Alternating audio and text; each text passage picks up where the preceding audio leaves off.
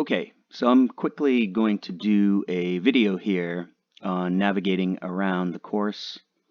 I've had a few people email me wondering how you get to certain places, and so I wanted to make this to make it clearer.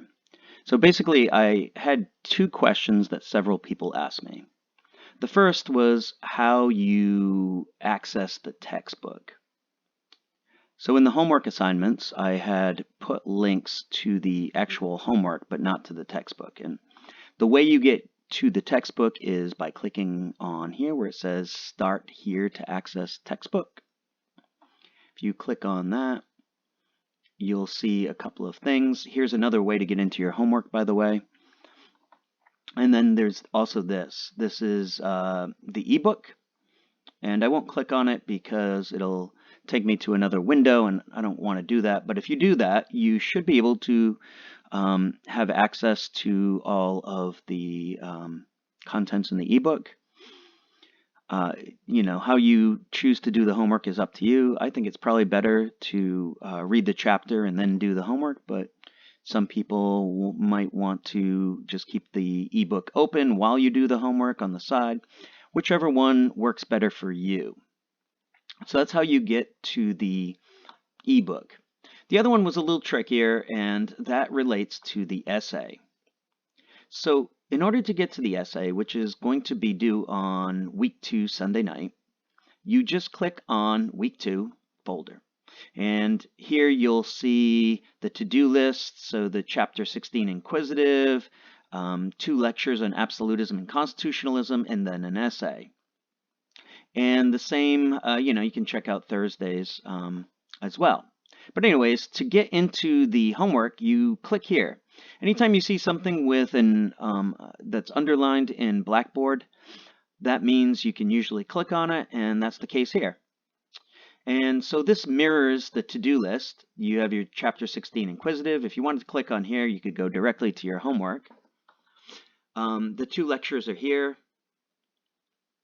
Again, I won't click on these just because it'll take me to another window, and I'm not sure if it'll keep recording at that point, so I'm not going to do that.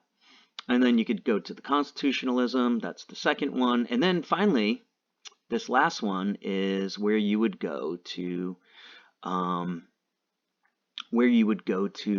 the essay. So let's click on that. And when you do, first of all, you're going to see a couple of things here. First thing I want to point your attention to is where it says question 2. I accidentally posted a second question, and I don't know how to delete it. So ignore question 2. What you want to do is you want to go into question 1.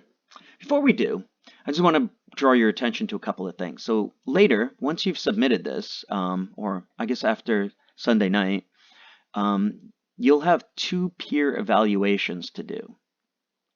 I can probably go over and show you where you would find it, I think. This is the first semester I'm doing this, so if there's some hiccups, please forgive me. All right, anyways, another thing I want to draw your attention to is right here. This is where the PDFs live, the ones that you would use to answer the question. So for this assignment, we are using documents. So I want you to answer this question here using documents. And the question is, using the sources above, along with what you have learned in class and in this chapter, what was absolutism?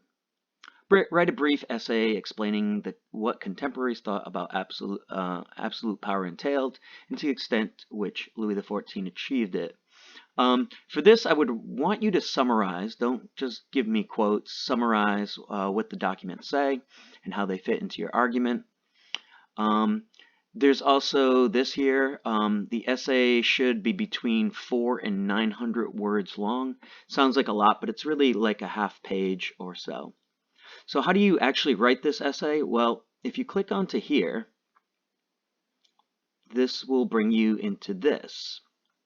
And you have a couple of options. You can write directly into here. Let's just write your essay into here. That's fine. So if you look here, it tells you how many words you've done. So again, it's 400 to 900 words. try to stay in that limit. And then once you're done, oh, the other thing you could do is attach a file. So you just click this, and if you've saved your file locally on your computer, you should be able to access it. But you could just type it into here. It also has spelling check, so you can do that. Again, I want to encourage everyone to please keep it honest and not use AI or plagiarize or anything like that. But when you're done, you can go and just hit next, and boom. It's going to take you to this other one, but again, that's the one I don't want you to do, and I haven't figured out how to get rid of it yet. So that's all I've got for this video. If you have any other information, keep emailing me, and we'll get through this first week or so.